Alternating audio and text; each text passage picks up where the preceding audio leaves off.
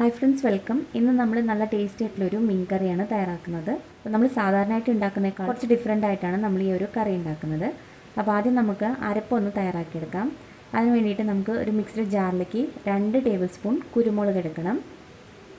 അപ്പോൾ എരിവ് കുറച്ചും കൂടി വേണമെങ്കിൽ ഒരു 3 ടേബിൾ സ്പൂൺ വരെ എടുക്കാം. അപ്പോൾ ആദ്യം ഇതൊന്ന് ക്രഷ് ചെയ്തെടുക്കാം. അതിന് ശേഷം ഇതിലേക്ക് ചെറിയൊരു കഷ്ണം ഇഞ്ചിയും 4 വെളുത്തുള്ളിയും കൂടി ചേർക്കുന്നുണ്ട്. പിന്നെ ഒരു 5 അല്ലി ചെറിയ ഉള്ളിയും പിന്നെ ഒരു തക്കാളിയും കൂടിയാണ് ചേർക്കുന്നത്. അപ്പോൾ ഇത്രയും കൂടി നമുക്കൊന്ന് ക്രഷ് ചെയ്തെടുക്കാം. ഒരുപാട് അങ്ങ് ഫൈൻ പേസ്റ്റ് ആക്കേണ്ട ആവശ്യമില്ല. ചെറിയ പീസസ് അവരുടേതായിട്ട് കിടന്നാൽ കുഴപ്പമില്ല. ഇതുപോലെ ക്രഷ് ചെയ്തെടുക്കാം.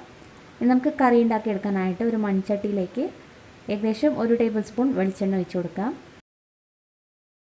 അപ്പോൾ എണ്ണ ഒന്ന് ചൂടായതിന് ശേഷം ഉലുവ ചേർക്കാം. 1/2 ടീസ്പൂൺ വരെ ചേർക്കുന്നുണ്ട്. ഇത്രയും വേണമെങ്കിൽ നിങ്ങൾക്കൊരു 1/4 ടീസ്പൂണൊക്കെ ചേർത്താൽ മതി.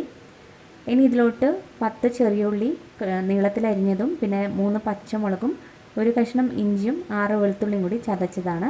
ഇത് ഇത്രയും കൂടി ചേർക്കാം. കുറച്ച് കറിവേപ്പിലയും കൂടി ചേർക്കാം. ഇനി ഇതെല്ലാം കൂടിയിട്ട് നന്നായിട്ടൊന്ന് വഴറ്റിയെടുക്കാം. ചെറിയ ഉള്ളിക്ക് പകരം നമുക്ക് സവാള ഉപയോഗിക്കാം. ചെറിയ ഉള്ളി ആകുമ്പോൾ കുറച്ചും കൂടി ഒരു ടേസ്റ്റ് കിട്ടും. അപ്പോൾ നന്നായിട്ട് ഇതൊന്ന് മൂപ്പിച്ചെടുക്കണം. ഇപ്പോൾ ഉള്ളിയൊക്കെ അത്യാവശ്യം ഒന്ന് വഴണ്ട് വന്നിട്ടുണ്ട്. ഇതിലേക്ക് ഇനി 1/2 ടീസ്പൂൺ മഞ്ഞൾപ്പൊടി ചേർക്കാം. ഇനി മല്ലിപ്പൊടിയാണ് ചേർക്കേണ്ടത്. 2.5 ടേബിൾ സ്പൂൺ നിറച്ചും മല്ലിപ്പൊടി ചേർക്കാം. ഈ കറിയിലേക്ക് നമ്മൾ മുളക് പൊടി ഒട്ടും തന്നെ ഉപയോഗിക്കുന്നില്ല. ഈ പച്ചമുളകും കുരുമുളകിൻ്റെയൊക്കെ ഒരു എരിവ് മാത്രമേ കറിക്ക് ഉണ്ടാവുള്ളൂ. അപ്പോൾ മുളക് പൊടി ഒട്ടും ചേർക്കാതെയാണ് ഇത് ഉണ്ടാക്കുന്നത്. ഇനി നമുക്ക് ഈ പൊടികളൊന്ന് വഴറ്റിയെടുക്കാം. മല്ലിപ്പൊടി നന്നായിട്ടൊന്ന് മൂത്ത് കിട്ടണം. അപ്പോൾ തീ നന്നായിട്ട് കുറച്ച് വെച്ചതിന് ശേഷം നമുക്കിതൊന്ന് വഴറ്റിയെടുക്കാം. അപ്പോൾ നല്ല എരിവൊക്കെ വേണമെന്നുള്ളവർക്ക് ഒരു 3 ടേബിൾ സ്പൂൺ വരെ കുരുമുളക് ചേർക്കാവുന്നതാണ്. അപ്പോൾ അത്യാവശ്യം ഇതൊന്ന് വഴറ്റിയതിന് ശേഷം നമ്മൾ നേരത്തെ ചതച്ച് വെച്ചിരിക്കുന്ന ആ പേസ്റ്റും കൂടി ഇതിലേക്കിട്ട് വീണ്ടും ഒന്ന് വഴറ്റിയെടുക്കാം. ഇപ്പോൾ നമ്മൾ പച്ചക്കാണ് അരച്ചിരിക്കുന്നത്. അപ്പോൾ ഇതൊക്കെ നന്നായിട്ടൊന്ന് വഴണ്ട് കിട്ടണം. അപ്പോൾ നല്ലതുപോലെ വഴറ്റിയെടുത്തതിന് ശേഷം കുറച്ച് വെള്ളം ഒഴിച്ച് കൊടുക്കാം. ഞാൻ ആ ജാറിലേക്ക് തന്നെ ഒരല്പം വെള്ളം ഒഴിച്ചിട്ട് ആ വെള്ളം തന്നെയാണ് ഇതിലേക്ക് ഒഴിച്ചിരിക്കുന്നത്. ചെറുതായിട്ടൊന്ന് മിക്സ് ചെയ്ത് കൊടുക്കാം. പിന്നെ ഈ കറിക്ക് നമ്മൾ ഒരുപാടങ്ങ് വെള്ളം കൂടുതലായിട്ട് ചേർക്കരുത്. ഇനി ഇതിലേക്ക് പുളിക്ക് കുടംപുളിയാണ് എടുക്കുന്നത്. ഒരു 3 കഷ്ണം പുളി എടുത്തിട്ടുണ്ട്. അപ്പോൾ നേരത്തെ കുതിർത്ത് വെച്ച പുളിയാണ്, അതും കൂടി ചേർക്കാം. ഇനി ഒരു 1/4 ഗ്ലാസ് വെള്ളം കൂടി ഒഴിക്കുന്നുണ്ട്. ഇനി നമുക്ക് കറിക്ക് ആവശ്യത്തിനുള്ള ഉപ്പും കൂടി ചേർക്കാം. ഇനി കറി നന്നായിട്ടൊന്ന് തിളയ്ക്കണം. അതിന് ശേഷം നമുക്ക് മീൻ ചേർക്കാം. ഒരു 3 അയലയാണ് എടുത്തിരിക്കുന്നത്. നമുക്ക് ഏത് മീൻ വെച്ചിട്ടും ഈ കറി ഉണ്ടാക്കാം. അപ്പോൾ കറി നല്ലതുപോലെ തിളച്ച് വന്നിട്ടുണ്ട്. അപ്പോൾ ഒന്ന് ടേസ്റ്റ് ചെയ്ത് നോക്കാം.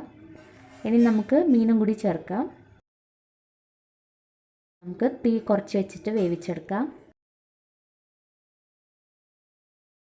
അപ്പോൾ മീൻ ഇവിടെ വെന്ത് വന്നിട്ടുണ്ട്. ഇനി നമുക്കിതിലേക്ക് അവസാനമായിട്ട് തേങ്ങാപ്പാലാണ് ചേർക്കേണ്ടത്.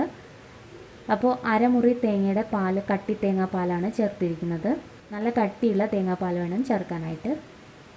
പിന്നെ നമുക്ക് ഒരല്പം കറിവേപ്പിലയും കൂടി വിതറി കൊടുക്കാം. ഇനി അവസാനമായിട്ട് 1/2 ടീസ്പൂൺ കുരുമുളക് പൊടി കൂടി ചേർക്കുന്നുണ്ട്. ഇത് ഓപ്ഷണലാണ്. നിങ്ങൾക്ക് എരിവ് നോക്കിയിട്ട് പോരാൻ തോന്നിയാൽ മാത്രം ചേർക്കുക, അല്ലെങ്കിൽ പിന്നെ ഒഴിവാക്കാം. അല്ലെങ്കിൽ പിന്നെ ഒരു 1/4 ടീസ്പൂൺ കുരുമുളക് പൊടി ചേർത്താൽ മതി.